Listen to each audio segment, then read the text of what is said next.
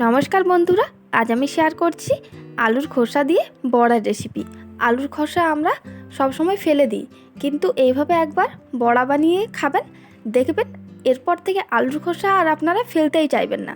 তো আমি এই আলুর খোসা দিয়ে বড়াটা কিভাবে বানাচ্ছি আপনারা দেখতে থাকুন। আশা করছি এই রেসিপিটা আপনাদের ভালো লাগবে।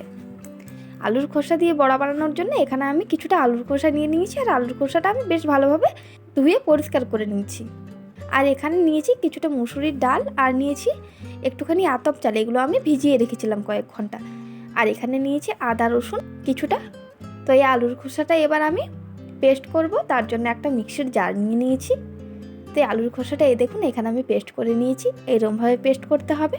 আলুর খোসাটা পেস্ট হয়ে যাওয়ার পর এখানে আমি মসুর ডাল, চাল আর আদা রসুন সব কিছু আমি দিয়ে আবারও পেস্ট করে নেব। এই দেখুন এখানে আমার মসুর ডালটা পেস্ট করা হয়ে গিয়েছে। এবার আমি সব একসঙ্গে মিশিয়ে নিচ্ছি। তারপরে এখানে আমি দিচ্ছি পেঁয়াজ কুচি, কাঁচা লঙ্কা কুচি, একটুখানি দিচ্ছি হলুদ, একটুখানি দিচ্ছি লঙ্কার গুঁড়ো, আর দিচ্ছি একটুখানি জিরের গুঁড়ো, আর 2 থেকে 3 চামচ আমি এখানে বেসন নিয়েছি। আপনাদের বেসনটা কম বেশিও লাগতে পারে। আর দিয়ে দিয়েছি পরিমাণ মতো লবণ।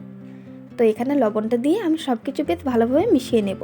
আর এই দেখুন এইরকমভাবে একটু আঠালো আঠালো করে এই মিশ্রণটি তৈরি করতে হবে। তো এবার আমি বড়াগুলো ভেজে নেব। তার জন্য এখানে একটা কড়াই আমি গরম করে নিয়েছি, আর এই কড়াইয়ে আমি দিচ্ছি 3-4 চামচ সাদা তেল। আমি এই বড়াগুলো কম তেল দিয়েই ভাজবো, আপনারা চাইলে বেশি তেল দিয়েও ভাজতে পারেন। তারপর এই যে আমি ব্যাটারটা তৈরি করে রেখেছি, এটা আমি হাতে করে কড়াইয়ের মধ্যে দিয়ে দিচ্ছি, আর একদম হালকা আছে এটা আমি ভেজে নেব। তো একদম হালকা আছে আমি 4 থেকে 5 মিনিট ভেজে নিয়েছি।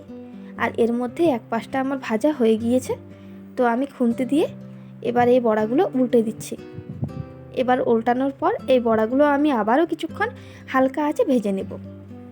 আর এই দেখুন বড়াগুলো আমি হালকা আঁচে মোটামুটি 8 থেকে 10 মিনিট ভেজে নিয়েছি। আর এর মধ্যে বড়াগুলো থেকে কত সুন্দর কালার চলে এসছে দেখুন, আর মুচমুচেভাবে ভাজাও হয়ে গিয়েছে। তো এই বড়াগুলো এখন আমি তুলে নিচ্ছি। তো এইরকমভাবেই আমি সবকটা বড়া ভেজে নেব। আর এই দেখুন বন্ধুরা, এখানে আমি সবকটা বড়া ভেজে নিয়েছি, কতটা সুন্দর হয়েছে দেখতে দেখুন। আর এইরকমভাবে আলুর খোসা দিয়ে বড়া বানালে আলুর খোসা এরপর থেকে আর আপনারা ফেলতেই চাইবেন না। একবার এইভাবে আলুর খোসা দিয়ে বড়া রেসিপিটা ট্রাই করে দেখবেন, খেতে হয় দুর্দান্ত। বন্ধুরা, আজকের রেসিপিটা আপনাদের কেমন লাগলো এটা আমায় কমেন্ট করে জানাবেন। আর এই রেসিপিটা আপনাদের ভালো লেগে থাকলে আমার চ্যানেলটা সাবস্ক্রাইব করে আমার পাশে থাকবেন।